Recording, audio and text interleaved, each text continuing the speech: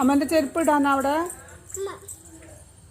അകത്ത് കയറ് അമ്മേ എന്ന് സൂചന തരാൻ വേണ്ടിയിട്ടാണ് ഇങ്ങനെ ചെയ്യുന്നത് കേട്ടോ. ചെരുപ്പ് വെക്ക് അകത്ത് കയറ് എന്നുള്ള സൂചനയാണ് കേട്ടോ ഇത്.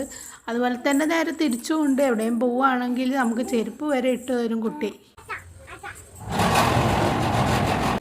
അച്ഛൻ വന്നു കഴിഞ്ഞാലുള്ള അവസ്ഥകളാണ് ഇതൊക്കെ. ഇന്ന് മാത്രമാണ് ഞാൻ പുറത്തിറക്കുക, അല്ലെങ്കിൽ ഞാനിവിടെ ഇങ്ങനെ ഇരിക്കുകയോ ചെയ്യാറ് കേട്ടോ.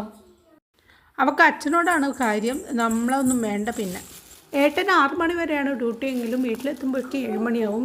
അപ്പോൾ വരുമ്പോൾ ഇന്ന് മുട്ട ബജിയും സുഗീനൊക്കെ കൊണ്ടുവന്നിരുന്നു. പിന്നെ അത് ചായ വെച്ച് കുടിച്ചു കേട്ടോ. കുളിയൊക്കെ കഴിയുമ്പോഴേക്കും വൈകുന്നേരം ആവും, ഒരു 7 മണി 8 മണിയൊക്കെ ആവും. പിന്നെ അതിന് ശേഷമാണ് ഓരോന്ന് ചെയ്ത് വരുന്നത്. അടുത്ത ദിവസം നനയ്ക്കാനുള്ള തുണികളൊക്കെ സോപ്പ് വെള്ളത്തിന് മുക്കിയിട്ടിട്ട് ആണ് നനയ്ക്കാറ്. പിറ്റേ ദിവസത്തേക്ക് ചളി ഇളകുമല്ലോ, അതാണ് ഇപ്പോൾ എളുപ്പം.